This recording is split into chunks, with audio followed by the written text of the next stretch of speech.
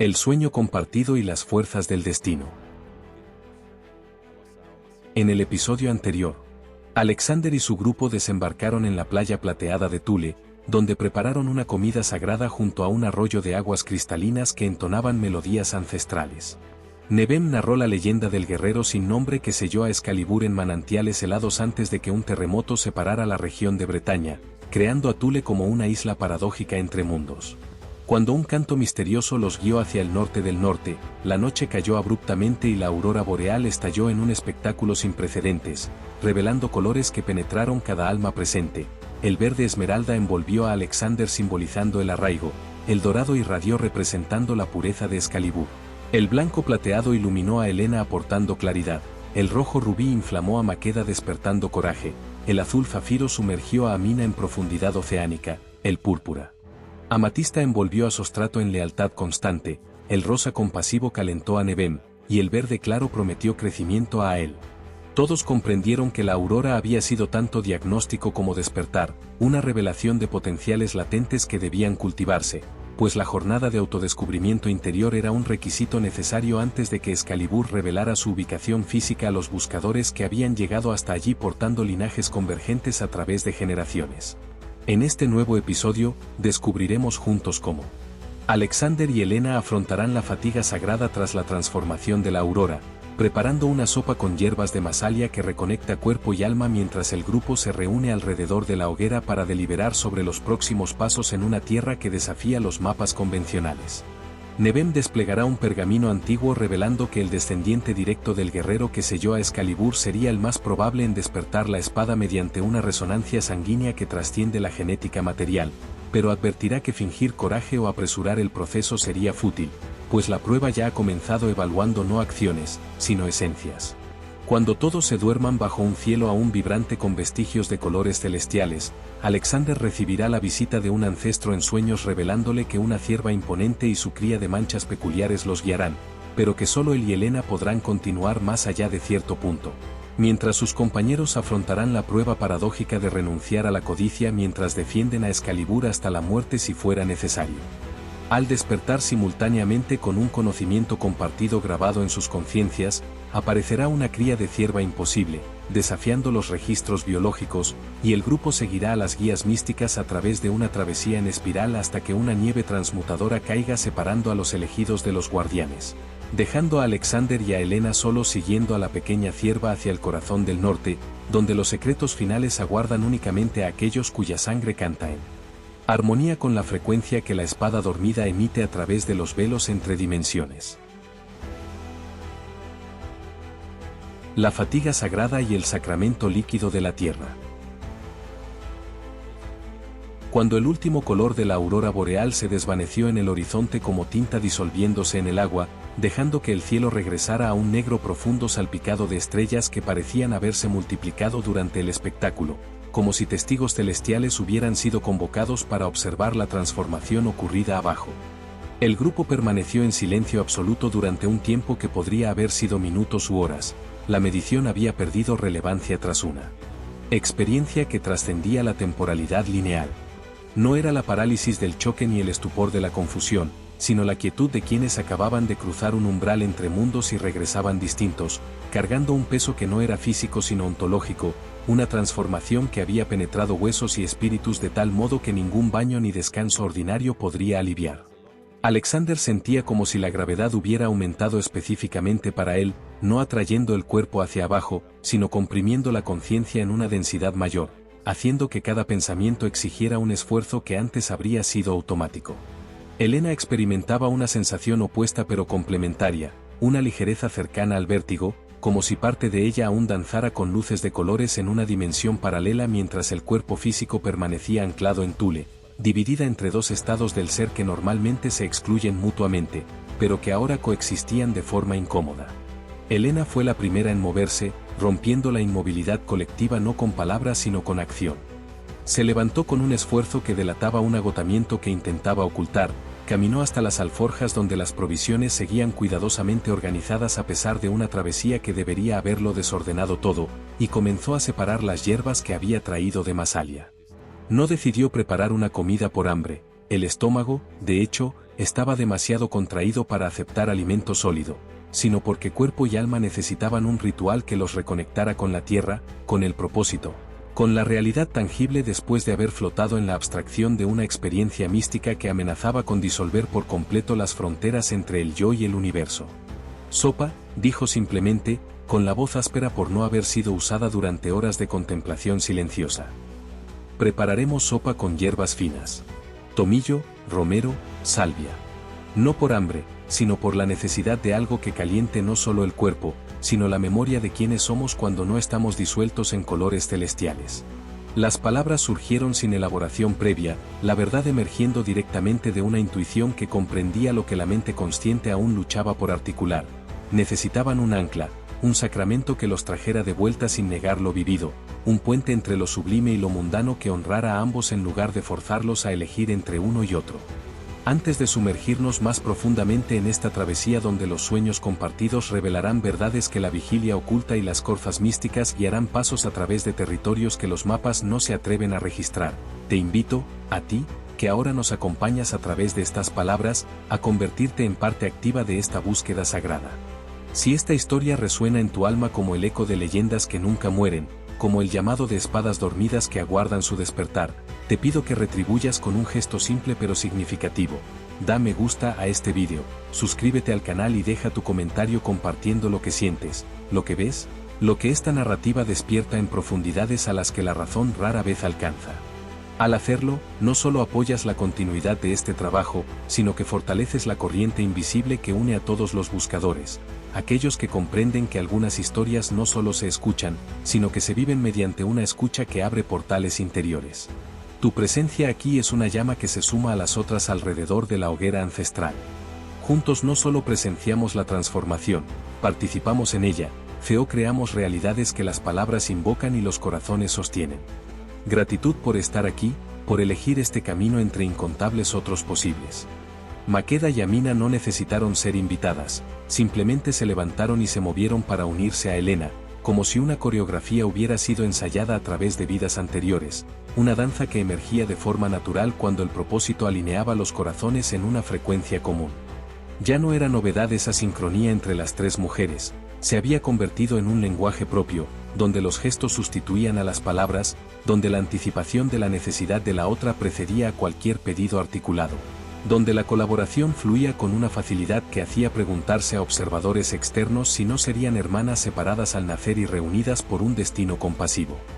Maqueda alcanzó el caldero de hierro antes de que Elena tuviera que pedirlo. Amina ya había traído agua de una jarra sellada por Edith con la reverencia que un sacramento merecía, y juntas comenzaron un trabajo que era tanto culinario como espiritual, la preparación de un alimento que nutriría pero también sanaría, que saciaría pero también reconectaría fragmentos de psiques que la experiencia reciente había dispersado por un cosmos interior que cada una ahora sabía poseer, pero que antes había permanecido inexplorado, un territorio desconocido dentro de sí mismas. A él, al observar a las mujeres iniciar la preparación, comprendió su papel sin necesidad de instrucción. Se acercó a la hoguera que habían mantenido encendida durante toda la noche de revelaciones y la alimentó con la reverencia que el maestro Nebem había enseñado a lo largo de años de observación silenciosa más que de sermones verbosos. Cada trozo de leña colocado no era solo combustible, sino una ofrenda, el reconocimiento de que el fuego es más que una oxidación química que libera calor y luz. Es una fuerza primordial que separó a la humanidad de la animalidad, que permitió cocinar los alimentos transformando la digestión, por lo tanto, los cerebros, que creó círculos sociales donde se contaban historias y la cultura se transmitía a través de generaciones cuando la escritura aún no existía para preservar el conocimiento. Las llamas respondieron a su cuidado, elevándose con un vigor renovado, lenguas anaranjadas lamiendo el aire helado de Thule con una determinación que desafiaba la lógica de la combustión en un entorno tan frío, como si el propio fuego reconociera la importancia del momento y se negara a debilitarse cuando más se lo necesitaba. Sobre esas llamas, el caldero fue suspendido en un trípode de hierro que Sostrato ajustó con la precisión de un marinero acostumbrado a garantizar que todo permanezca estable incluso cuando la cubierta oscila bajo la tormenta. El aroma que comenzó a emerger cuando las hierbas tocaron el agua calentada no era simplemente un perfume agradable, sino una alquimia olfativa que operaba en niveles que trascendían el placer sensorial superficial. El tomillo liberaba una esencia que llevaba memorias de colinas mediterráneas bañadas por un sol que nunca conoció un invierno verdadero, calor concentrado en hojas pequeñas que ahora se difundía a través del vapor, promesa de que incluso en una tierra de hielo perpetuo, el verano había existido en algún lugar y podía ser accedido mediante un puente aromático. El romero aportaba una pungencia que despertaba la mente en lugar de calmarla, un estimulante natural que combatía el sopor que amenazaba tras el agotamiento de las transformaciones recientes, susurrando a las conciencias que el descanso llegaría, pero que antes había trabajo por hacer, un viaje que continuar, propósitos que cumplir antes de que el sueño final fuera permitido. La salvia traía sabiduría en forma volátil, no conocimiento factual, sino una comprensión profunda que habita el cuerpo más que el cerebro, un reconocimiento visceral de patrones que se repiten a través de escalas, del individuo al cosmos, del microcosmos reflejando al macrocosmos en fractales infinitos.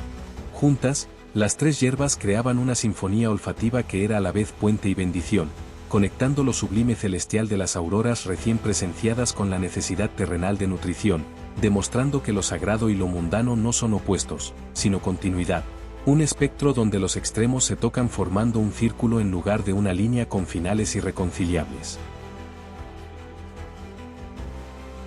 El consejo alrededor del fuego y las preguntas sin respuesta. Alrededor de la misma hoguera donde las mujeres trabajaban transformando hierbas y agua en un sacramento líquido, los hombres se reunieron formando un semicírculo que no fue planeado ni ordenado, sino que emergió de manera orgánica, como si una gravedad social los atrajera hacia una configuración específica que facilitara el tipo de conversación que necesitaban tener. No un debate acalorado ni una discusión formal, sino una meditación compartida en la que los pensamientos de uno alimentarían las reflexiones de otro hasta que una comprensión colectiva surgiera de un acervo común en lugar de ser impuesta por una autoridad individual. Alexander se sentó primero, no por jerarquía de capitán, sino porque el peso sobre sus hombros, un peso que los demás comenzaban a percibir incluso sin comprender del todo su origen, hacía que permanecer de pie pareciera un esfuerzo innecesario cuando la economía de energía se había vuelto un imperativo inconsciente. Sostrato se colocó a su derecha. La lealtad de décadas navegando juntos se manifestaba en una cercanía física que comunicaba disponibilidad sin necesidad de palabras. Nebem y Ael completaron el círculo, anciano y aprendiz representando la continuidad de un conocimiento que fluía a través de las generaciones como un río que nunca se seca, aun cuando las estaciones cambian de forma drástica. El silencio inicial no era incómodo, sino necesario. Cada uno organizaba pensamientos que la experiencia de presenciar la danza de los dioses había fragmentado en impresiones que resistían una verbalización coherente.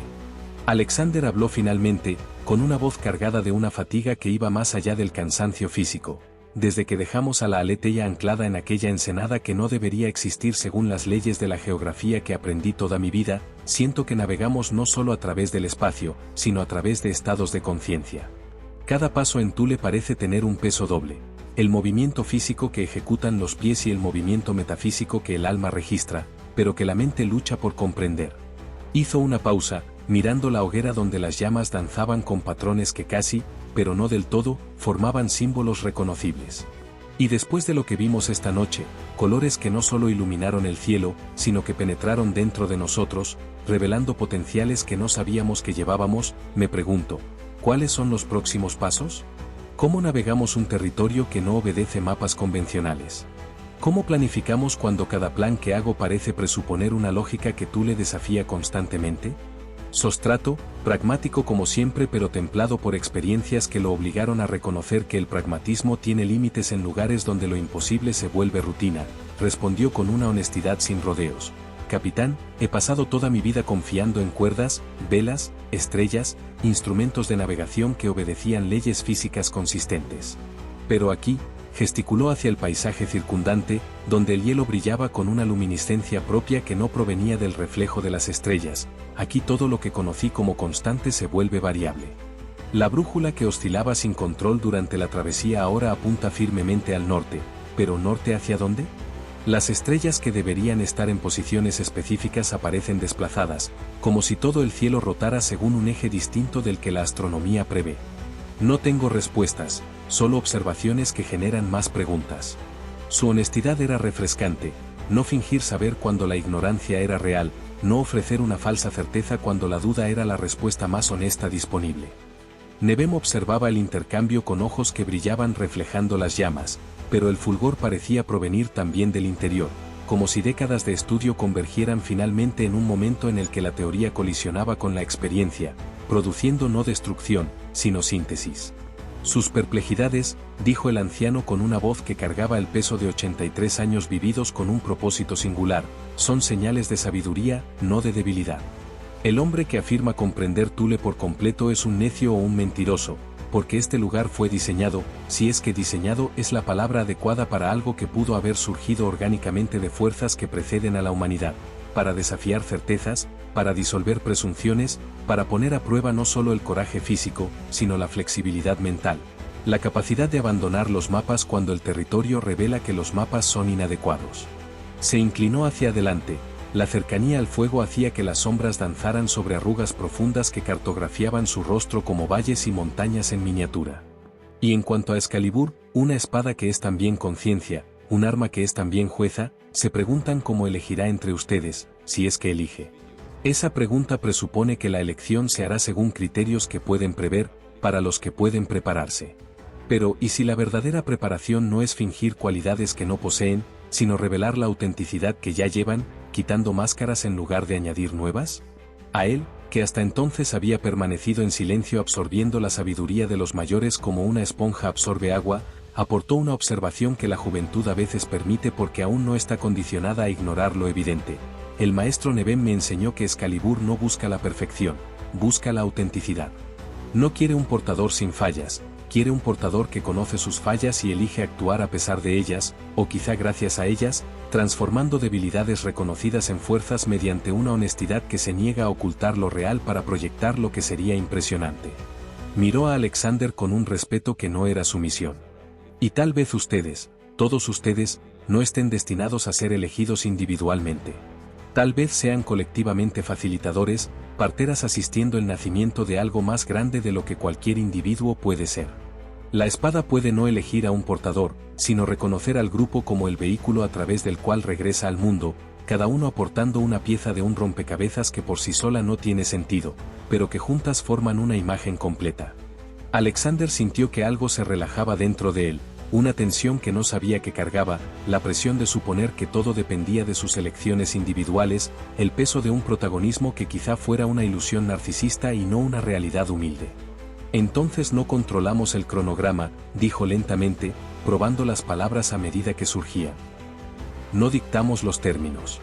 No negociamos con una fuerza que es a la vez ancestral y eterna, paciente e implacable. Solo, ¿permanecemos abiertos? ¿Auténticos? Permitimos que el proceso se despliegue según el ritmo propio de la espada en lugar de imponer una urgencia nacida de la ansiedad humana. La idea era a la vez liberadora y aterradora, la libertad de abandonar un control que nunca habían poseído realmente y el terror de confiar en un proceso cuyo resultado seguía siendo incierto, una fe exigida cuando las evidencias eran fragmentarias y la interpretación permanecía ambigua. Nevem asintió lentamente, con la satisfacción de un maestro al ver a su alumno comprender una lección que años de enseñanza habían intentado transmitir, pero que solo la experiencia directa puede grabar verdaderamente en la conciencia. Exactamente. Desde la partida de Amesbury, en realidad, desde antes, desde los nacimientos de ustedes, desde las elecciones de los ancestros que tejieron destinos a través de generaciones como tejedores trabajando en un telar, creando patrones que solo se revelan cuando la tapicería está completa, todos ya están siendo puestos a prueba. No mediante pruebas dramáticas que reconocerían como exámenes, sino a través de elecciones que parecen triviales, pero que revelan el carácter con mayor honestidad que las declaraciones grandilocuentes. Cómo se tratan cuando están cansados. Cómo comparten las provisiones cuando la escasez amenaza. Cómo responden a la belleza de las auroras o al terror de lo desconocido. Todo es prueba, y todo ya está siendo evaluado por una inteligencia que ve no solo acciones, sino motivaciones, no solo palabras, sino intenciones que preceden a las palabras, no solo el presente, sino los potenciales futuros que cada elección vuelve más o menos probables. El silencio que siguió era pesado, pero no opresivo, el peso de una responsabilidad reconocida, no una carga que aplasta, sino un llamado que eleva cuando se acepta conscientemente en lugar de resistirse inútilmente. El pergamino antiguo y la leyenda del descendiente directo. Nebem, sintiendo que el momento exigía no solo filosofía abstracta sino conocimiento concreto preservado por textos antiguos a lo largo de los siglos, alcanzó la mochila de cuero que a él había cargado fielmente desde Amesbury. Sus dedos, nudosos pero aún ágiles, desataron los cordones con una facilidad que hablaba de repetición a lo largo de décadas. Del interior extrajo un cilindro de metal grabado con símbolos que Alexander reconoció vagamente del medallón de la orden que Edith había entregado a Helena, espadas entrelazadas con estrellas, círculos dentro de círculos que sugerían una recursión infinita, espirales sin comienzo identificable ni final discernible. El cilindro se abrió con un clic satisfactorio, revelando un pergamino enrollado con tanto cuidado que desplegarlo exigía paciencia y reverencia para evitar rasgar un material que había sobrevivido siglos porque fue protegido no solo físicamente, mediante un receptáculo a prueba de humedad y de luz, sino también energéticamente, a través de tratamientos que Nebem había explicado brevemente e incluían aceites raros y palabras poder pronunciadas durante su preparación, sellando una protección contra la degradación temporal que normalmente destruiría el papel orgánico en décadas y no en milenios.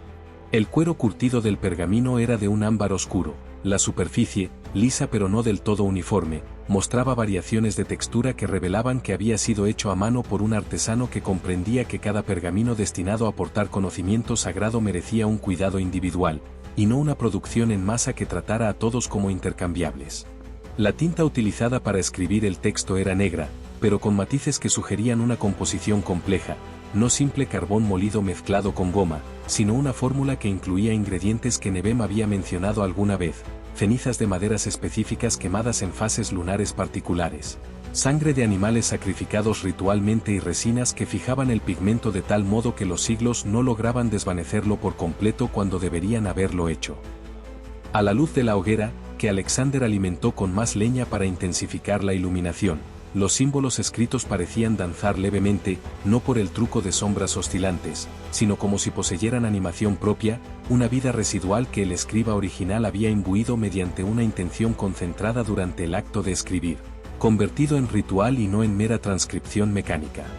Nebem no leyó con los ojos. Las décadas estudiando textos con iluminación inadecuada habían cobrado un precio que ni siquiera una espada mágica podría revertir por completo, sino con la memoria, las palabras fluían de sus labios no como una recitación, sino como un canal, como si el antiguo escriba hablara a través de él, usando el cuerpo del anciano como instrumento temporal.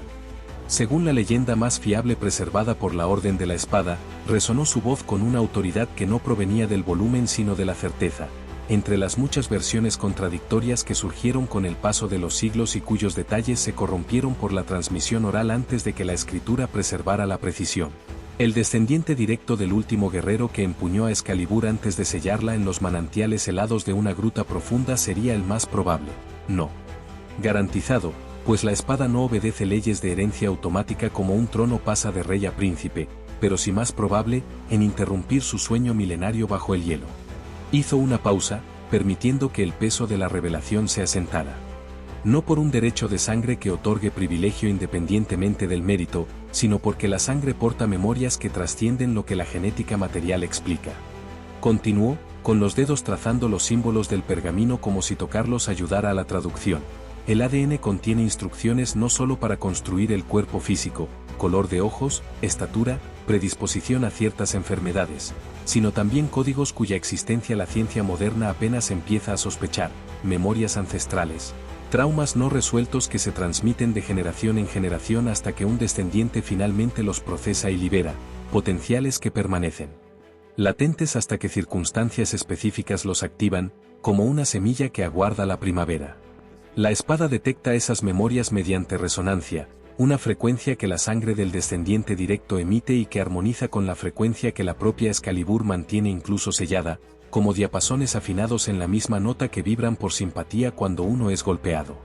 El reconocimiento no es intelectual, sino visceral, espiritual, y opera en dimensiones que ningún test científico puede medir, porque los instrumentos están diseñados para detectar fenómenos físicos e ignoran las sutilezas metafísicas que son tan reales como el electromagnetismo, pero que requieren una sensibilidad distinta para ser percibidas.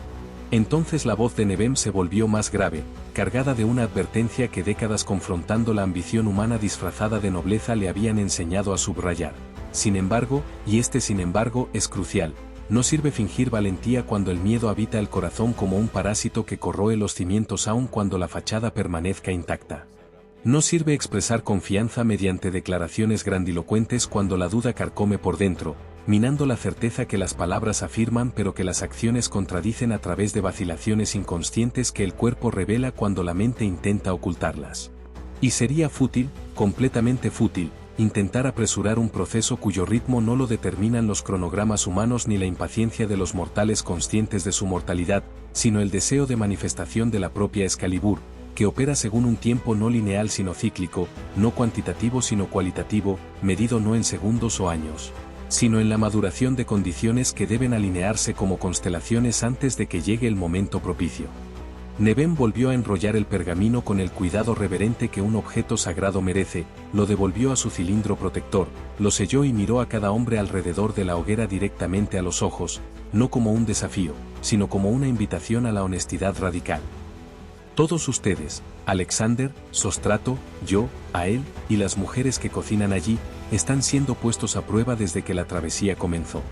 En realidad, la prueba empezó antes, mucho antes, cuando las decisiones de vivir con integridad o comprometer principios por conveniencia, de tratar a los demás con compasión o explotar debilidades, de buscar la verdad o conformarse con la comodidad de las ilusiones, se acumularon a lo largo de los años y moldearon quiénes son hoy. Y quiénes son hoy determina si Excalibur reconocerá dignidad o detectará falsedad, por bien disfrazada que esté. No existe una preparación de último minuto que pueda compensar una vida vivida de forma inauténtica. O son dignos ahora, basados en la totalidad de las elecciones que han hecho hasta este momento, o no lo son. Y si no lo son, la única opción es una transformación genuina, no una actuación de cambio, sino un cambio real que emerge cuando confrontan las sombras que todos cargan y eligen integrarlas en lugar de proyectarlas o reprimirlas. La travesía hasta aquí ha sido preparación. Lo que viene ahora es revelación, de quiénes son verdaderamente cuando todas las máscaras han sido arrancadas y solo la esencia permanece, desnuda y vulnerable ante una jueza que no puede ser engañada, porque no ve con los ojos, sino con una percepción que atraviesa las ilusiones como los rayos X atraviesan la carne, revelando los huesos ocultos bajo la superficie. La comida silenciosa y la retirada hacia el portal onírico. La comprensión que Neben había articulado descendió sobre el grupo como la nieve que comienza a caer lentamente, primero copos dispersos que pueden ignorarse, luego intensificándose hasta que la acumulación se vuelve innegable, cubriendo el paisaje con una blancura que transforma lo familiar en extraño, lo conocido en misterio. No controlaban el cronograma de la revelación de Excalibur. No dictaban los términos según los cuales la espada despertaría o elegiría. No podían negociar con una fuerza que era a la vez ancestral y eterna, paciente e implacable, existiendo en una temporalidad que medía el éxito no en victorias inmediatas, sino en ciclos que duraban generaciones o milenios. Todo se desarrollaría según el tiempo propio de la espada, un ritmo determinado por factores que incluían, pero trascendían, la voluntad humana, alineaciones astrológicas que Neben había estudiado, la maduración de condiciones espirituales que los instrumentos no miden, sincronicidades que parecían casualidades, pero que revelaban patrones cuando se observaban retrospectivamente a través de una lente capaz de ver las conexiones invisibles que tejen el aparente caos en un orden oculto. La única postura adecuada ante tal fuerza era la apertura auténtica, no una actuación cuidadosamente ensayada de dignidad proyectada para impresionar observadores, sino una genuinidad que prescindía de máscaras porque comprendía que éstas serían arrancadas inevitablemente por una inteligencia que ve a través de las pretensiones como la luz atraviesa un vidrio transparente, revelando aquello que los intentos de ocultación solo confirman mediante el esfuerzo invertido en esconder. Alexander sintió como la tensión que había cargado desde la partida de Amesbury, la tensión de suponer que el éxito dependía primordialmente de sus decisiones, de su liderazgo, de su capacidad para ser un capitán perfecto guiando a la tripulación a través de los peligros, se disolvía parcialmente, no por completo, porque la responsabilidad seguía siendo real, pero aliviada por el reconocimiento de que no estaba solo cargando el peso, de que un proceso mayor que cualquier individuo operaba a través de todos ellos, de que un fracaso individual no significaría necesariamente un fracaso colectivo si el grupo permanecía unido en propósito, incluso cuando los caminos personales divergieran temporalmente. Elena llevó el caldero desde el fuego, suspendiéndolo en un trípode adyacente donde el calor mantendría la sopa caliente sin seguir cocinándola hasta que el líquido se evaporara y las hierbas se quemaran adheridas al fondo de hierro.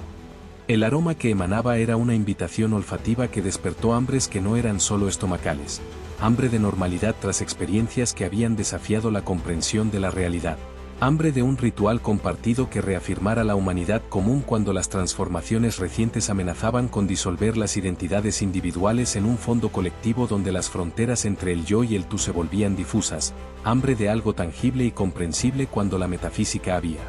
dominado las conciencias durante demasiado tiempo para la comodidad de mentes acostumbradas a operar en parámetros materialistas.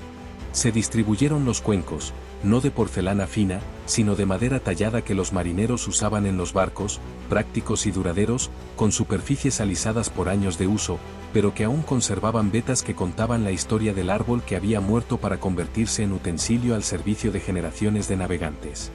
La sopa fue servida bajo un cielo que aún insistía en ofrecer maravillas. Las auroras no habían cesado por completo como se esperaba tras alcanzar el clímax del espectáculo, sino que se habían atenuado, dejando vestigios de color danzando en los márgenes de la percepción como fantasmas de una gloria recién presenciada. Un recuerdo visual que confirmaba que la experiencia había sido real y no una alucinación colectiva que los escépticos podrían sugerir si solo uno la hubiera visto. El verde esmeralda aún pulsaba débilmente en el horizonte norte. El dorado brillaba ocasionalmente como una estrella fugaz que cruzaba el cielo, pero permanecía fija en lugar de caer. El blanco plateado ondulaba como cortinas translúcidas agitadas por una brisa que no existía en el mundo físico.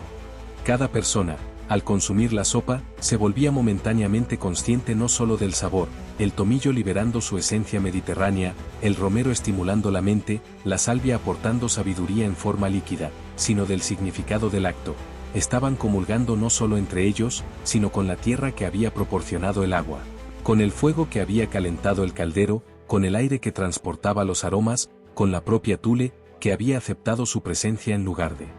rechazarlos como había hecho con incontables buscadores indignos a lo largo de los siglos. El silencio que acompañó la comida no era incómodo, sino contemplativo. Cada cucharada calentaba no solo el estómago, sino algo más profundo y más necesitado de calor que el cuerpo físico, el alma, expuesta a fríos espirituales durante la travesía, el corazón, que había presenciado maravillas que lo expandieron, pero también agotaron sus capacidades emocionales. La mente, que había procesado imposibilidades hasta que las categorías de posible e imposible comenzaron a colapsar, revelándose como construcciones arbitrarias más que verdades absolutas. El caldo sazonado se convertía en el vehículo a través del cual fluía la gratitud. Gratitud por estar vivos cuando tantos peligros, tanto navegacionales como espirituales, podrían haberlos destruido, gratitud por haber llegado a Thule cuando la isla se revelaba solo a los dignos, o al menos a aquellos cuya prueba aún no había concluido, pero que habían superado las etapas preliminares, gratitud por formar parte de algo más grande que una vida individual, de una misión que conectaba, a través de generaciones, a los buscadores que vinieron antes y a los que vendrían después si ellos fracasaban, pero lograban plantar semillas para intentos futuros. Y cuando los cuencos fueron vaciados y limpiados con nieve que se derretía al contacto, transformándose en agua pura que enjuagaba los restos, cuando los utensilios fueron guardados y la hoguera alimentada una última vez para que ardiera durante la noche manteniendo el círculo cálido, sin mucha ceremonia ni despedidas elaboradas, cada persona se retiró a descansar.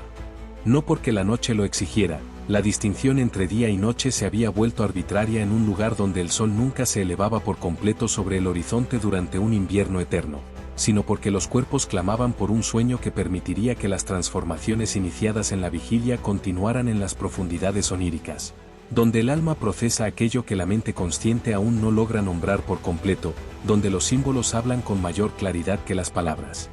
donde las verdades se transmiten no a través de la lógica, sino mediante imágenes que resuenan en niveles a los que la razón no alcanza, pero que la intuición comprende perfectamente cuando el ego deja de interferir con sus exigencias de control e interpretación prematura. El sueño de Alexander y el ancestro que siempre conoció.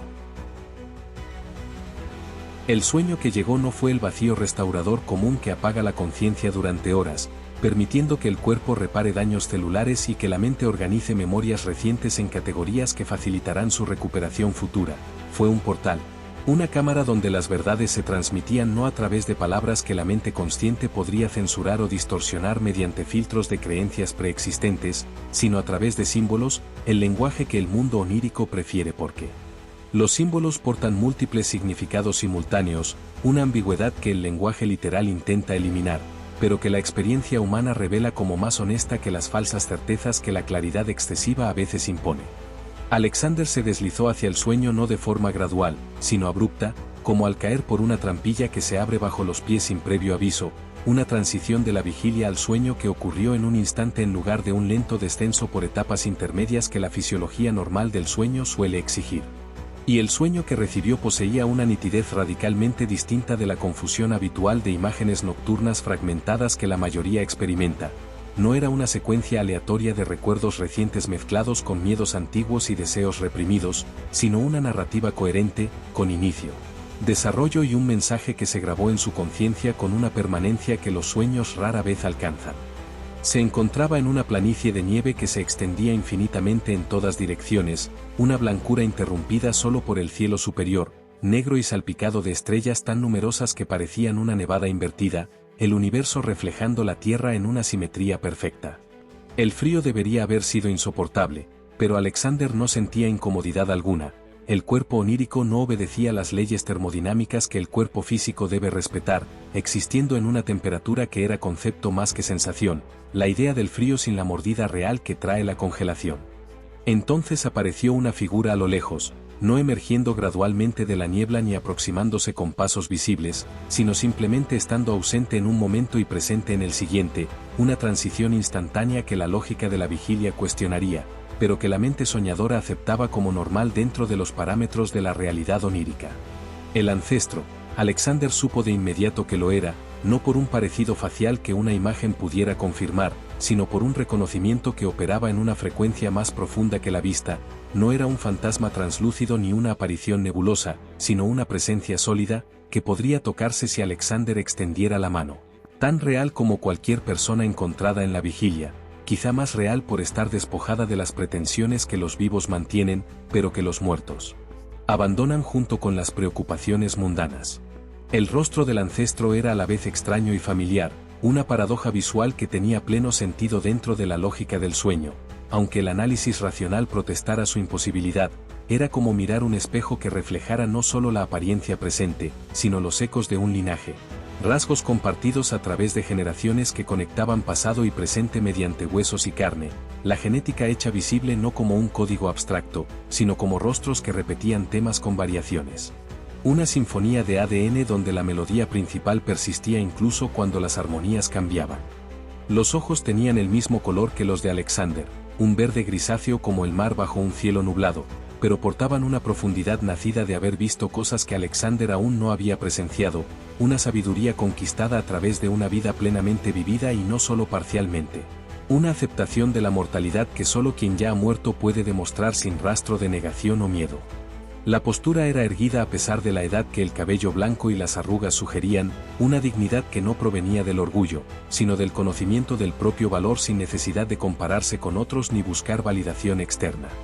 La sensación que dominaba a Alexander no era sorpresa, aunque lógicamente debería haberse asombrado al encontrar a un ancestro en un sueño más real que la vigilia, ni miedo ante lo sobrenatural que la racionalidad moderna enseña a considerar imposible, por tanto, aterrador cuando se manifiesta desafiando la negación, sino un reconocimiento que trascendía la lógica y habitaba el territorio de una certeza visceral que no requería pruebas porque era autoevidente, era como si siempre hubiera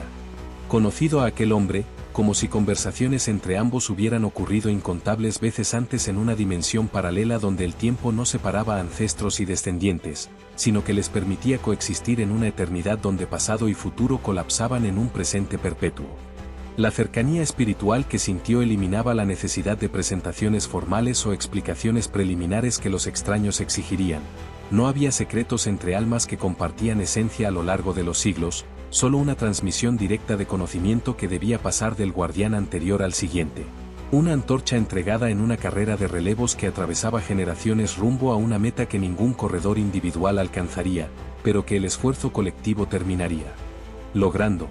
El ancestro habló, y su voz no resonó en oídos oníricos. Alexander comprendió que el sueño no tenía sonido en el sentido convencional, sino directamente en su conciencia, las palabras formándose en su mente sin necesidad de vibración del aire ni de la traducción de ondas acústicas en impulsos neuronales. Alexander, hijo de los hijos de mi hija. Último eslabón de la cadena que forjé cuando sellé a Excalibur, no por cobardía, sino por la sabiduría de reconocer que algunas herramientas son demasiado peligrosas para permanecer disponibles cuando la codicia supera la dignidad en los corazones de los mortales. La pausa permitió que el peso de la revelación se asentara. Aquel era el guerrero sin nombre del que Nebem había hablado, no una figura mítica, sino un ancestro real de Alexander, una conexión de sangre que transformaba la leyenda en historia familiar. No he venido a mandar, tu libre albedrío es sagrado y no lo violaría ni aun pudiendo, sino a advertir, a preparar, a equiparte con el conocimiento que necesitarás cuando llegue el tiempo de la prueba final. Hizo un gesto hacia la planicie nevada donde nada se movía salvo ellos. En el momento adecuado, no el tiempo que dicta la impaciencia, sino el que la maduración de las condiciones revelará, una cierva imponente acompañada de una cría con peculiares manchas blancas habrá de guiarlos. Continuó, con una urgencia que entró en su voz, aún serena pero insistente, los patrones del pelaje de la cría no son aleatorios, sino símbolos, un lenguaje que un ojo entrenado reconocerá si sabe dónde mirar, si posee la clave de interpretación que ahora te entrego. Cuando veas manchas formando una espiral en el flanco derecho, sabrás que ha llegado el momento de seguir sin vacilación. Las ciervas conducirán a través de territorios que los mapas no registran, porque la geografía responde a la conciencia de quien la atraviesa, cambiando según cambian las intenciones, revelando caminos a los dignos y ocultándolos a los indignos mediante laberintos que hacen que los perdidos caminen en círculos hasta que el agotamiento los obliga a desistir. Entonces el tono se volvió grave, cargado de una advertencia que no admitía discusión. Pero en cierta etapa del trayecto, cuando el destino final se aproxime y los velos entre los mundos se vuelvan tan finos que atravesarlos sin la preparación adecuada destruiría psiques no preparadas, fragmentando identidades en piezas que jamás podrían recomponerse en una totalidad funcional, solo tú y Helena podréis continuar. Los demás compañeros enfrentarán su propia prueba, un examen que revelará si la lealtad es genuina o si una ambición secreta contamina la devoción que proclaman. La prueba de los compañeros y el despertar colectivo. El ancestro se acercó, la distancia entre ambos se redujo sin que los pies se movieran, el espacio contrayéndose según la lógica onírica donde la intención sustituye al movimiento físico, y colocó la mano sobre el hombro de Alexander. El contacto era sólido, real, cálido a través de ropas que Alexander ni siquiera había percibido que llevaba hasta el instante del tacto. Tus compañeros, continuó la voz, resonando directamente en su mente, son leales y valientes, lo han demostrado a lo largo de la travesía hasta aquí, una jornada que habría destruido a los débiles o indecisos. Pero la lealtad y el valor físicos no bastan cuando Excalibur juzga. La espada exige más, exige abnegación que trasciende el interés propio, la capacidad de renunciar no solo a la posesión sino al deseo, no solo al objeto sino a la ambición que el objeto representa. Por ello serán probados mediante un juramento que parecerá paradójico, deberán jurar abandonar toda codicia por Excalibur, renunciar por completo a cualquier aspiración de empuñarla, poseerla o siquiera tocarla, abandonar totalmente las fantasías secretas que el corazón quizá albergue sin que la mente consciente lo reconozca. Porque la autoimagen prefiere verse altruista antes que confrontar los deseos egoístas que todos cargan en algún nivel. La intensidad en los ojos del ancestro aumentó, un fulgor casi febril iluminándolos desde dentro, como si la pasión por el asunto ardiera con tal fuerza que se volviera luminiscencia. Y simultáneamente, aquí yace la paradoja que separa a los puros de los hipócritas, deberán comprometerse a defender a Excalibur incluso si esa defensa exige el sacrificio último, una muerte que no es gloriosa sino brutal. Un final que no se celebra y queda en el olvido salvo para unos pocos que comprenden que algunos guardianes permanecen anónimos porque el reconocimiento público corrompería la pureza del servicio. Es la paradoja de abandonar la ambición personal mientras se abraza la responsabilidad total, un acto de abnegación que solo corazones verdaderamente puros pueden ejecutar sin hipocresía ni resentimiento oculto envenenando las motivaciones. El apretón en el hombro de Alexander se intensificó, no doloroso, pero sí enfático. Y tú y Helena, ustedes dos son llaves, no solo buscadores, sino instrumentos necesarios que el destino forjó a lo largo de generaciones para abrir una cerradura que nadie más puede, porque los linajes que portan convergen en ustedes de un modo irrepetible. Pero las llaves no deciden qué hacer con el tesoro que revelan, solo abren la puerta para que otros entren y juzguen.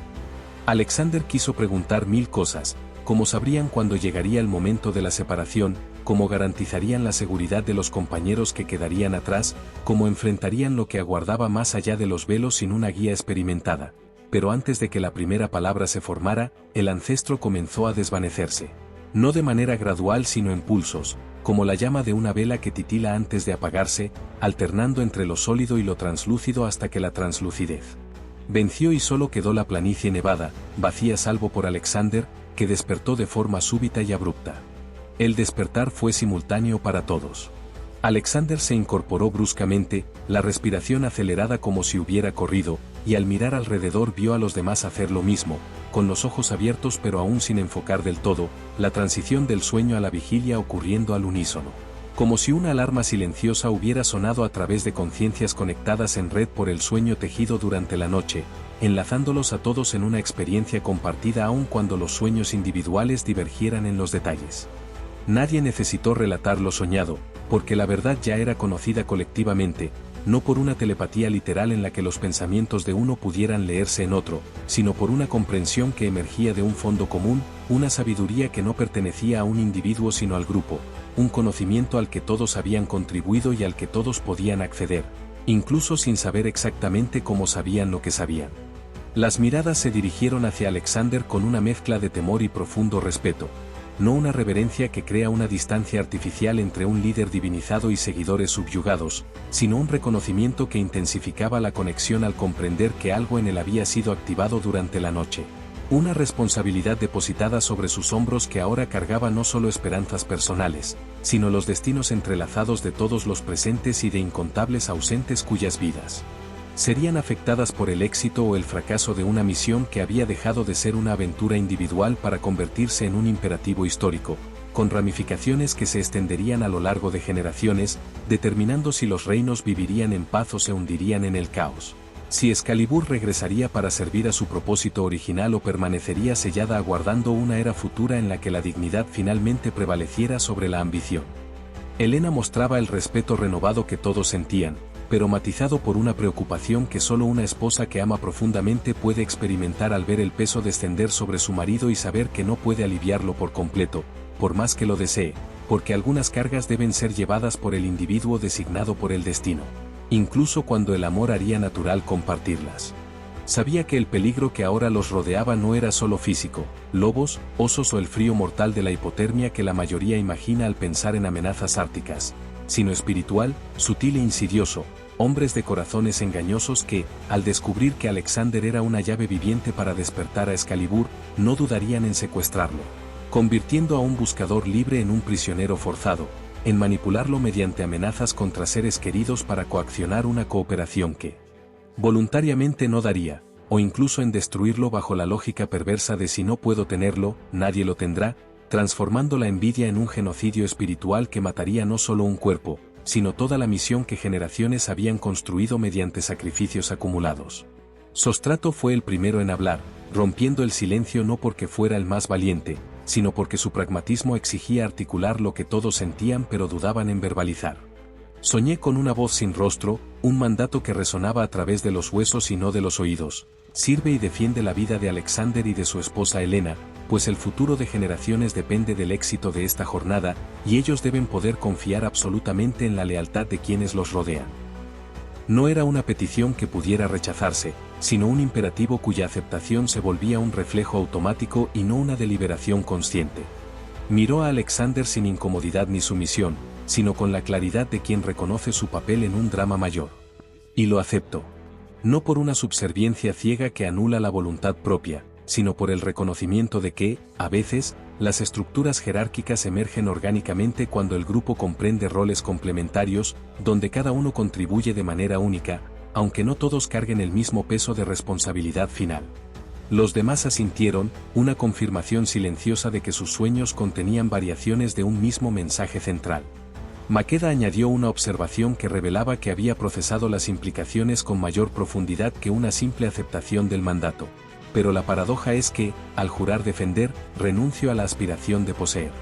No puedo codiciar la espada y protegerla genuinamente al mismo tiempo, porque la codicia acabaría corrompiendo la protección, transformando al guardián en un ladrón que espera el momento oportuno.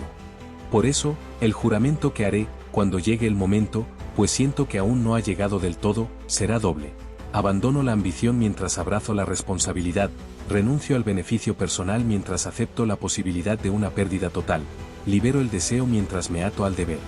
Las palabras eran pesadas, pero las pronunció con una ligereza nacida de la certeza, no como una carga, sino como la liberación de saber, por fin y con absoluta claridad, cuál era el camino correcto, incluso cuando ese camino exigía sacrificios ante los que el ego protestaría si aún tuviera una voz que la conciencia transformada escuchara. El té restaurador y la aparición de la cierva de manchas peculiares. Mientras el grupo procesaba las revelaciones que el sueño había traído y que el despertar confirmó mediante un reconocimiento mutuo que creaba un consenso innecesitado de validación externa, Elena, Maqueda y Amina se movieron con la eficiencia silenciosa que la danza compartida entre ellas había cultivado, preparando un té destinado a ayudar a los cuerpos a recomponerse tras un sueño profundo pero agitado, no un reposo que restaura mediante la inactividad completa, sino un trabajo onírico que agota de formas distintas al esfuerzo físico, quemando energía psíquica en lugar de calórica, drenando reservas espirituales que requieren reabastecimiento a través de rituales que reconectan los fragmentos dispersos del yo en una totalidad funcional. Las hierbas eran distintas de las usadas en la sopa, no tomillo, romero ni salvia, sino manzanilla para calmar los nervios que los sueños tensos habían dejado vibrando, menta para despertar mentes que el sopor posonírico aún nublaba, y raíz de valeriana en cantidad mínima para facilitar la transición de un estado alterado de conciencia de regreso a la vigilia normal sin un choque abrupto que fragmentara en lugar de integrar las experiencias recientes. El agua fue hervida en una tetera más pequeña que el caldero, apropiada para el té y no para la sopa, y cuando el vapor comenzó a elevarse cargando aromas que prometían alivio y renovación, todos se reunieron de nuevo alrededor de la hoguera que a él había alimentado durante la noche, manteniéndola viva para que el calor persistiera durante las horas frías en las que los cuerpos dormían vulnerables y desprotegidos, salvo por las pieles y la cercanía de las llamas. Tazas improvisadas, algunas de madera, otras de metal abollado que los marineros llevaban consigo, una hecha de cuerno pulido que Neben poseía desde hacía décadas, se llenaron con un líquido dorado verdoso que emanaba no solo calor, sino consuelo, una promesa tangible de que, pese a la extrañeza de todo lo vivido, ciertas cosas permanecían constantes. La necesidad humana básica de una bebida caliente tras un descanso insuficiente, el ritual social de compartir una sustancia que nutre mientras conecta, el momento de pausa antes de que la acción retome el ritmo acelerado que la misión urgente acabaría exigiendo, incluso cuando preferirían permanecer en contemplación indefinidamente. Fue a él quien lo notó primero, ojos jóvenes percibiendo movimiento donde otros veían solo un paisaje estático, una atención no fragmentada por múltiples preocupaciones adultas, sino enfocada en el presente inmediato con la intensidad que a veces conserva la juventud antes de que la vida enseñe que la vigilancia constante es imposible y que la atención selectiva se vuelve necesaria para no quedar abrumado por un exceso de estímulos. Allí, susurró, sin querer gritar y asustar aquello que veía, el brazo extendiéndose lentamente para señalar hacia el norte, donde las formaciones de hielo creaban un laberinto de acantilados en miniatura. Una cierva. No una cierva, una cría. ¿Y miren las manchas? La voz se apagó mientras su propio cerebro procesaba la imposibilidad de lo que los ojos reportaban, un cérvido en Thule, donde los registros que había estudiado durante 7 años con Nebem afirmaban categóricamente que los grandes mamíferos no habitaban, una isla capaz de sostener solo líquenes, musgos, quizá insectos diminutos, pero ciertamente no una fauna que requeriría un ecosistema complejo de plantas, presas y depredadores mantenido por un delicado equilibrio.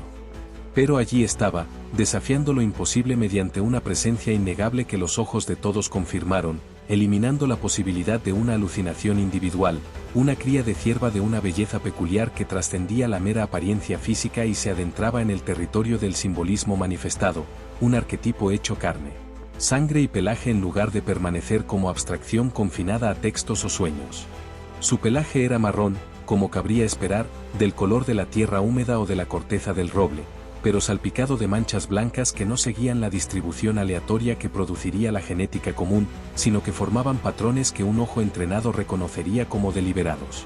Y cuando Alexander centró su atención, la memoria del sueño en el que el ancestro había descrito exactamente a esa cría se superpuso a la visión de la vigilia, creando una confirmación que erizó su piel y aceleró el latido de su corazón. En el flanco derecho, las manchas formaban una espiral perfecta, curvándose hacia el interior en vueltas cada vez más pequeñas hasta un centro que era un punto único de blanco puro, como una estrella distante concentrada en una singularidad, un símbolo que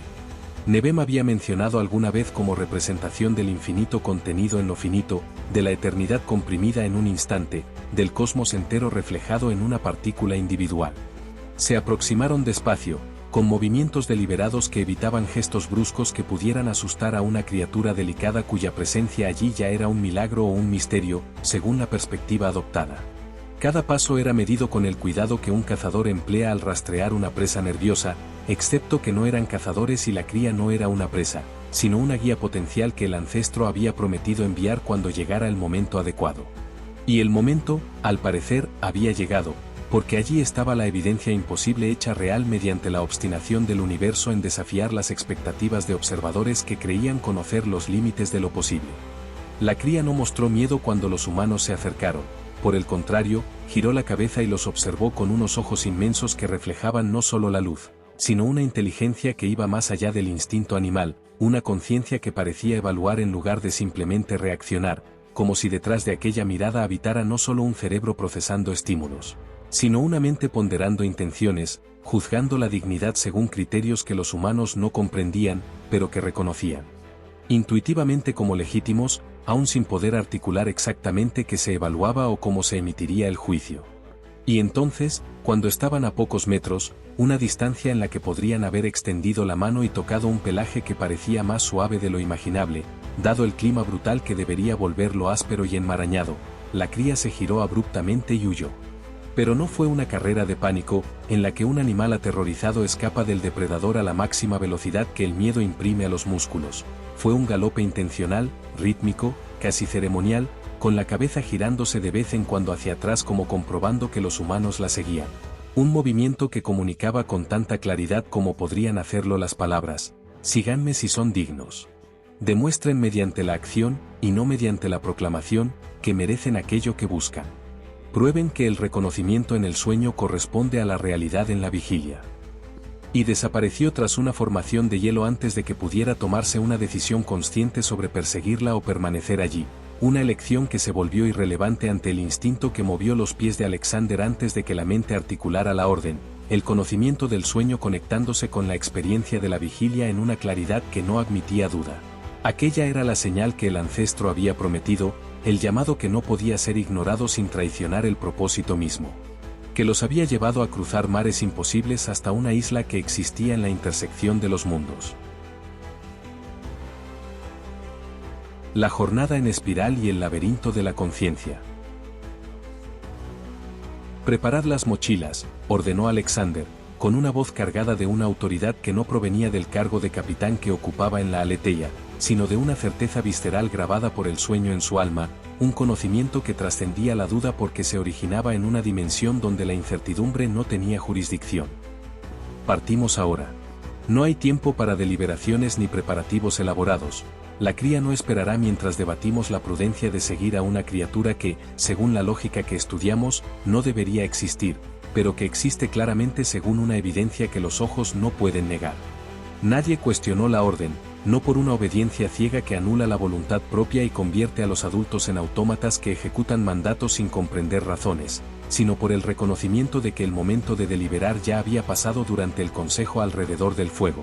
de que la confianza se había establecido mediante pruebas compartidas que habían tejido al grupo en una unidad donde cuestionar al capitán en un instante crítico habría sido traicionar el fundamento de la lealtad mutua que construyeron laboriosamente a través de elecciones constantes, apoyar en lugar de minar, fortalecer en lugar de fragmentar. En minutos que parecieron estirarse elásticamente, porque la urgencia hacía que cada segundo fuera consciente y cargado, en vez de fluir automáticamente en el fondo de la atención, se reunieron las provisiones. Se revisaron las alforjas para asegurar que nada esencial quedara atrás. Las cuerdas se enrollaron con la precisión que aprenden los marineros, porque una cuerda enredada en una emergencia puede significar la diferencia entre la vida y la muerte. Los abrigos se ajustaron con firmeza, pues el frío de Thule no perdonaba ni el más mínimo descuido. La hoguera fue apagada con respeto, no abandonada para que ardiera hasta consumirse sola, sino despedida mediante un pequeño ritual en el que cada uno arrojó nieve sobre las llamas mientras murmuraba gratitud por el calor que había brindado y la protección que había simbolizado, reconociendo que incluso los elementos sirven a propósitos mayores cuando los humanos los honran en lugar de explotarlos sin consideración. El campamento fue desmontado dejando el mínimo rastro de su paso, porque el respeto por la tierra sagrada exigía no profanarla con negligencia o desdén, ni dejar desechos o cicatrices que persistieran tras la partida como prueba de que los visitantes no habían comprendido la santidad que Thule representaba.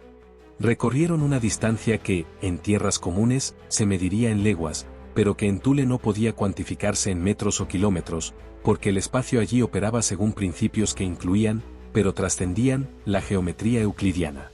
A veces los pasos parecían cubrir distancias imposibles, como si cada movimiento físico correspondiera a un salto cuántico a través de un espacio que colapsaba entre origen y destino, eliminando la necesidad de atravesar el intervalo de forma gradual. Otras veces caminaban largamente sin que el paisaje cambiara de manera perceptible, como si avanzaran sobre una cinta que se movía a la misma velocidad pero en sentido contrario, anulando el progreso mediante un antagonismo invisible. Volvieron a encontrar a la cría, o quizá nunca la habían perdido y solo parecía así porque la percepción engañaba en un lugar donde las leyes ópticas normales eran sugerencias más que mandatos, pero esta vez la pequeña corza no estaba sola.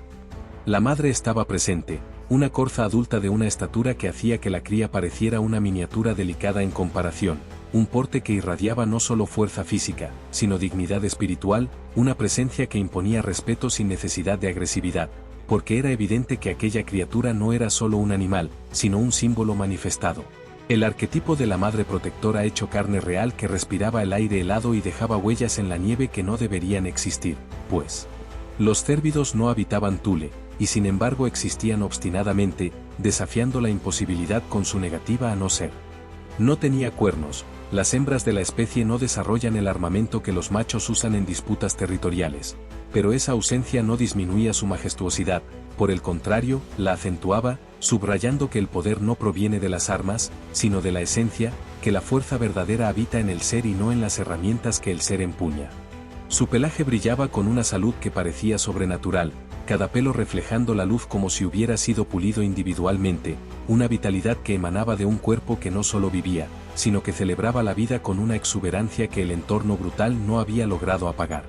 Sin avisar verbalmente a sus compañeros, sin explicar su razonamiento con palabras que intentarían convencer mediante la lógica cuando la intuición ya había proporcionado una certeza que la lógica solo retrasaría, Alexander comenzó a seguir los pasos de las corzas en cuanto éstas se pusieron en marcha, primero la cría, saltando hacia adelante con la energía que la juventud conserva incluso en condiciones adversas, luego la madre, con un galope más medido pero igualmente grácil, movimientos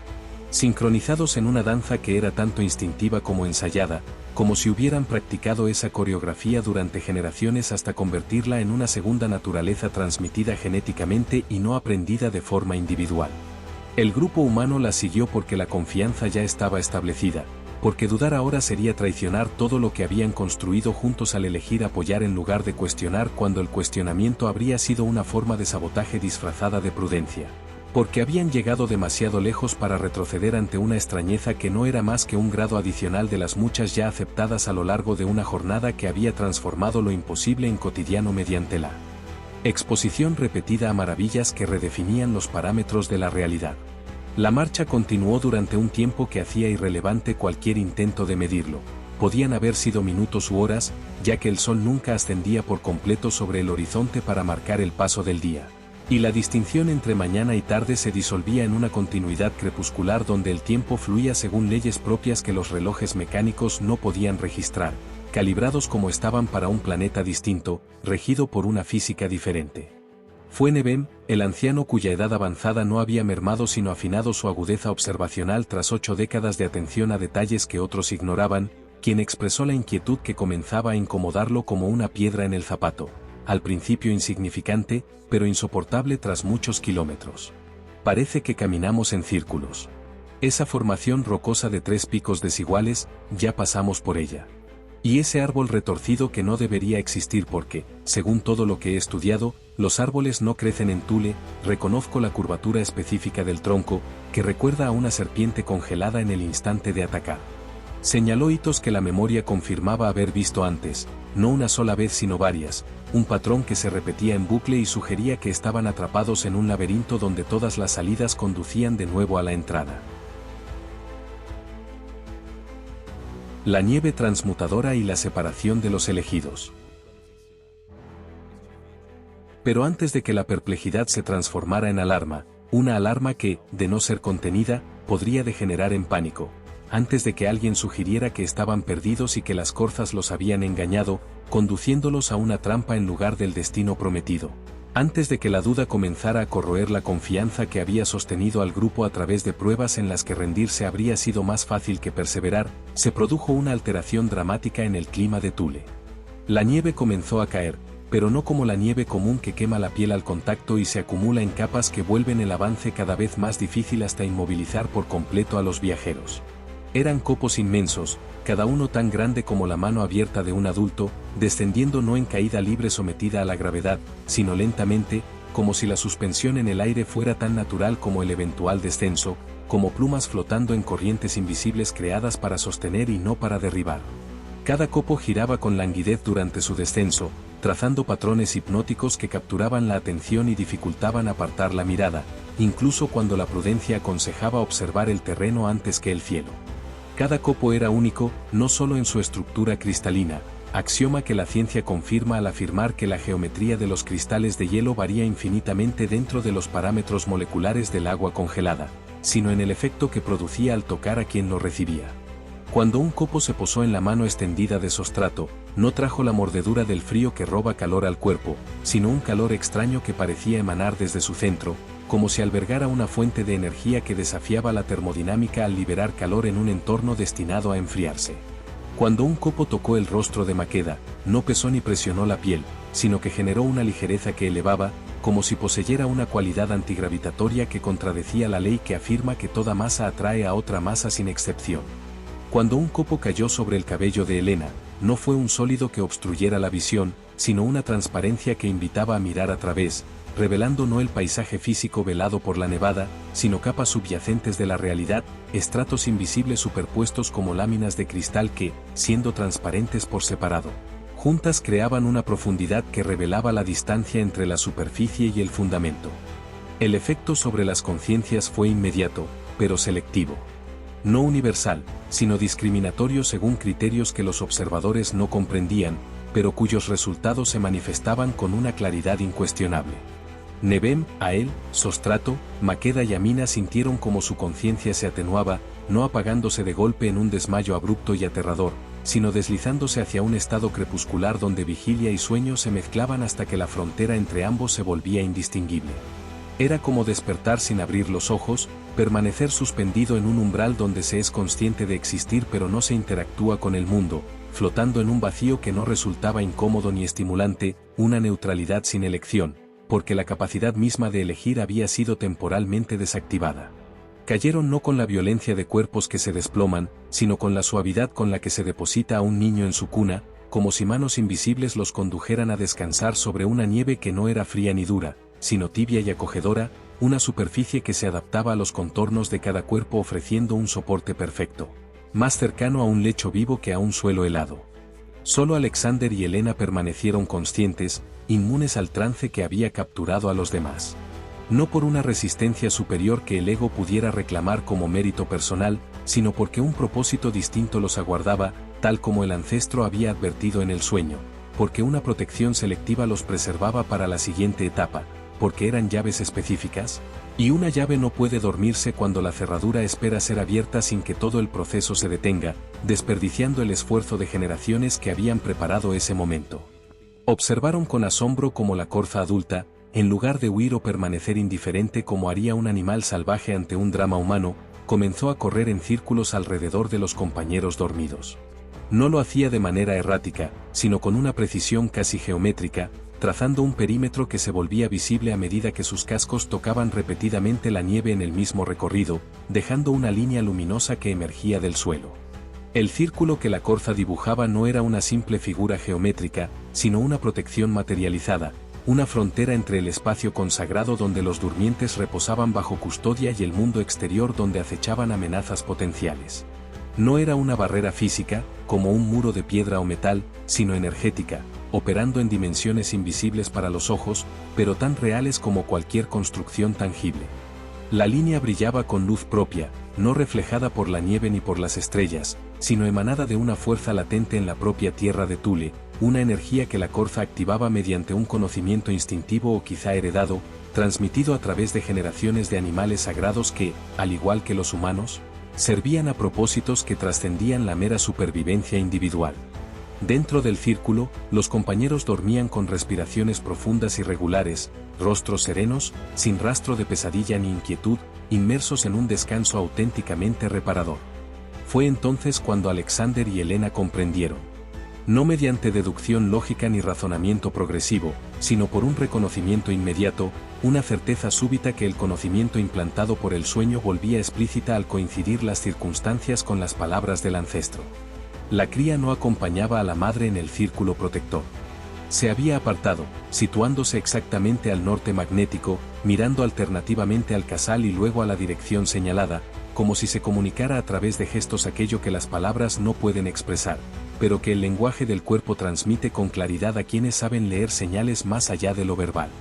Sus orejas apuntaban al norte, luego hacia Alexander y Helena, y de nuevo al norte, repitiendo el gesto con una insistencia que hacía el mensaje inconfundible. Síganme. Solos. Ahora. Los demás permanecerán protegidos, pero ustedes deben continuar. Solo ustedes pueden completar lo que resta, porque las llaves no delegan la responsabilidad de abrir la cerradura, ni siquiera cuando el miedo susurra que sería más seguro enviar a otro primero. El umbral final y la travesía de los dos hacia el corazón del misterio. Alexander tomó la mano de Helena. No fue un gesto de apoyo como si ella necesitara amparo por ser más débil ni una caballerosidad que infantiliza a las mujeres al presumir una fragilidad que la protección masculina debería compensar, sino la unión de dos iguales que reconocían que lo que vendría lo enfrentarían lado a lado, no como líder y seguidora, sino como compañeros cuyos destinos se habían entrelazado de forma tan completa, tanto por elecciones conscientes de amar como por la tejeduría inconsciente de fuerzas mayores que precedían a sus nacimientos, que la separación se había vuelto una imposibilidad ontológica. No era solo difícil de ejecutar, sino literalmente imposible, porque el ser de uno ahora incluía el ser del otro, en una fusión que la alquimia relacional había consumado, transformando a dos individuos en una unidad dual que conservaba la individualidad, pero que operaba como una totalidad mayor que la suma de sus partes. El apretón fue firme sin ser doloroso, comunicando a través de la presión y el calor aquello que las palabras intentarían, y fracasarían, expresar por completo. Estoy aquí. Tú estás aquí. Juntos enfrentaremos lo que nos aguarde, porque juntos no somos una duplicación de fuerza, sino una multiplicación de posibilidades. Lanzaron una última mirada a los compañeros que dormían bajo la protección de la Corza adulta, que seguía trazando el círculo con una devoción inquebrantable. Nevem, con el rostro finalmente relajado tras décadas cargando el peso de un conocimiento que pocos compartían, a él, todavía joven, con tanto por aprender y, aún así, habiendo contribuido más que muchos en toda una vida, Sostrato, leal hasta el extremo, que había seguido a su capitán por mares capaces de destruir a hombres de fe menor, Maqueda, que había abandonado un reino de sol por uno de hielo, demostrando que el coraje trasciende clima y cultura, Amina, cuya devoción a la princesa encarnaba el significado más puro de la lealtad nacida del amor y no de la obligación. Sus respiraciones eran profundas y regulares, los pechos subían y bajaban en una sincronía que sugería que incluso dormidos compartían conexión. Los rostros estaban libres de pesadilla o ansiedad, pese a las circunstancias extraordinarias que normalmente provocarían sueños perturbadores. Era un sueño auténticamente reparador, un descanso que los prepararía para lo que viniera al despertar. Si despertaban en el mismo Thule que conocían o en una realidad transformada dependería de lo que Alexander y Helena lograran, o no, alcanzar en la travesía que ahora iniciaban sin testigos humanos, guiados únicamente por la cría de Corza cuya existencia desafiaba la biología, pero cuyo propósito se justificaba por una utilidad que trascendía toda plausibilidad científica. Se giraron al mismo tiempo, un movimiento simultáneo que no requirió coordinación verbal, porque sus cuerpos habían aprendido a danzar juntos a través de una intimidad cultivada, y comenzaron a seguir a la cría, que ya avanzaba hacia el norte del norte. No solo el norte geográfico que señalaría una brújula, sino el norte espiritual que la intuición reconocía, más adentro aún del corazón de Thule, donde los secretos finales aguardaban, custodiados no solo por el hielo y la distancia, sino por velos que separaban dimensiones, barreras que solo los dignos atravesarían. Porque los indignos ni siquiera percibirían la existencia del portal, mucho menos sabrían cómo abrirlo. Cada paso los alejaba de los compañeros dormidos, cada metro recorrido aumentaba la soledad física, pero no la emocional, porque la presencia mutua llenaba el vacío que una multitud dejaría si el amor no ocupara ese espacio. Dos eran suficientes cuando dos eran los correctos, cuando la unión era una elección renovada y consciente, y no un hábito sostenido por inercia o por el miedo a la soledad. El paisaje comenzó a cambiar conforme avanzaba. Al principio de forma sutil, con diferencias tan leves que podrían haberse atribuido a juegos de luz provocados por los restos de la aurora boreal en el cielo. Pero poco a poco las transformaciones se volvieron innegables, incluso para los más escépticos, aquellos que preferirían explicaciones mundanas antes que aceptar que estaban entrando en un territorio donde la física ordinaria cedía ante una metafísica regida por principios aún no catalogados por la ciencia. Porque los instrumentos disponibles eran incapaces de medir fenómenos que existían principalmente en dimensiones fuera del alcance material. El hielo que cubría el suelo se volvía más transparente, no opaco y cegador, sino claro como vidrio, permitiendo ver profundidades donde capas acumuladas durante milenios contaban una historia no solo geológica, sino también espiritual. Estratos que marcaban no solo eras climáticas, sino transformaciones de la conciencia colectiva que Thule había presenciado y preservado en una forma cristalina que era a la vez archivo y altar, biblioteca y templo. El aire se volvía más denso, no en el sentido de una mayor presión atmosférica que dificultara la respiración, sino en densidad espiritual, como si el espacio contuviera más significado por metro cúbico que los espacios comunes.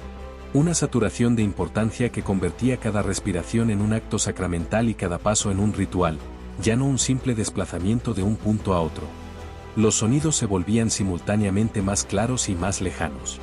Claros por la ausencia del ruido constante de la civilización, máquinas, voces, actividades, que suele ocultar el silencio, lejanos porque parecía que los sonidos que ellos mismos producían, respiraciones, pasos, alguna palabra ocasional, viajaban no solo por el aire, sino a través de capas de realidad antes de regresar transformados. Ecos que envejecían años en los milisegundos que tardaban en volver. La cría mantenía un ritmo constante delante de ellos.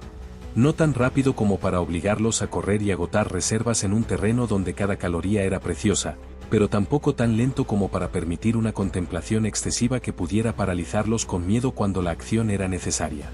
De vez en cuando miraba hacia atrás para asegurarse de que la seguían, con ojos inmensos que reflejaban no solo luz física, sino una comprensión que superaba la conciencia animal, como si tras ellos habitara una inteligencia que no era humana, pero tampoco meramente instintiva. Una tercera categoría de conciencia que los mitos atribuían a guardianes y guías al servicio de propósitos mayores que la supervivencia evolutiva. Y mientras avanzaban, Alexander sintió como una frecuencia aumentaba en intensidad. No era un sonido audible, sino una vibración que los huesos percibían, un llamado que la sangre reconocía aunque la mente no comprendiera su origen, como si la propia Excalibur emitiera una señal que solo un descendiente directo podía captar, un faro que guiaba a través de un territorio que confundiría cualquier sistema de navegación convencional, pero que la resonancia conducía con certeza infalible, porque operaba en una dimensión donde la distancia medida en metros carecía de sentido frente a la distancia medida en estados de conciencia atravesados. Elena comenzó a tararear una melodía cuya procedencia desconocía. Surgió espontáneamente de profundidades donde dormían memorias ancestrales transmitidas por Tifis, aguardando el momento exacto para despertar. Era un canto sin palabras, solo notas que fluían como el agua descendiendo una montaña, siguiendo el camino de menor resistencia, pero también el más hermoso, porque no luchaba contra la gravedad, sino que colaboraba con ella, creando armonía entre fuerza y forma. Alexander reconoció la melodía no porque la hubiera escuchado antes en vigilia, sino porque el ancestro había tarareado la misma en el sueño, una transmisión a través de generaciones que no dependía de partituras ni grabaciones, sino de la sangre que llevaba la música codificada, descifrable solo por corazones afinados. Y mientras Elena cantaba, la cría aceleró levemente, como si la melodía fuera una contraseña que confirmaba autenticidad, la prueba final de que quienes la seguían no eran impostores que fingían mediante apariencias, sino herederos genuinos de linajes que habían convergido durante siglos para producir exactamente a ellos, Alexander y Helena. Llaves que por fin alcanzaban la cerradura tras una travesía iniciada antes de sus nacimientos y destinada a continuar después de sus muertes. Porque algunas misiones trascienden las vidas individuales y se convierten en corrientes que fluyen a través de generaciones, arrastrando consigo a todos los que eligen sumergirse en un propósito mayor que el ego no puede comprender cuando observa solo el fragmento que una vida ofrece, y no la totalidad que la eternidad revela a las almas lo bastante pacientes para esperar la revelación completa, esa que llega como don final, ya sea a través de la muerte o de la iluminación, a los buscadores. Que persistieron cuando rendirse habría sido más fácil, cuando nadie los habría culpado por desistir ante imposibilidades acumuladas, cuando la meta permanecía invisible y solo la fe garantizaba que existía, incluso cuando la duda susurraba que quizá corrían hacia un espejismo que se disolvería al alcanzarlo, revelando que el sacrificio de toda una vida había sido invertido en ilusión. Y aún así, continuaron, porque en algún punto la búsqueda se disuelve, el cuestionamiento deja de ser necesario, y el ser, pleno, presente, se vuelve suficiente, reemplazando la necesidad de buscar en un universo que siempre había ofrecido lo necesario, y que solo ahora aprendían a recibir con gratitud en lugar de exigir con una avidez que nunca saciaba. Nacida de la falsa premisa de la separación, cuando la verdad siempre había sido que eran expresiones individualizadas de una totalidad que fingía fragmentarse solo para experimentar la alegría del reencuentro.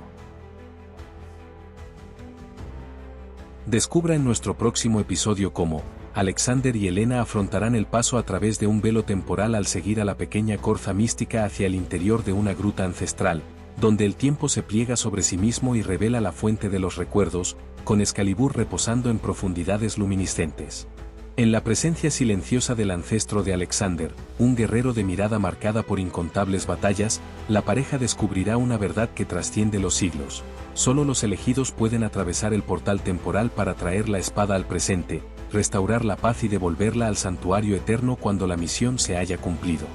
A través de visiones telepáticas que rompen las barreras del tiempo, Helena presenciará el destino trágico y glorioso de un descendiente futuro que empuñará Excalibur en una era de tiranía y corrupción, mientras Alexander absorberá la sabiduría ancestral sobre los ciclos de purificación que rigen el despertar de la espada. Antes de regresar a la dimensión presente, Alexander deberá aprender algo que trasciende el poder bruto, alcanzar la vibración sagrada de la espada, armonizando su alma con la esencia misma de Excalibur y preparándose para pronunciar el nombre sagrado que convocará la hoja a través de las eras cuando llegue el momento final. Y así, desembarcamos de este viaje, pero te espero en el próximo capítulo para una nueva aventura, con mucha más emoción y descubrimientos fascinantes. Hasta pronto.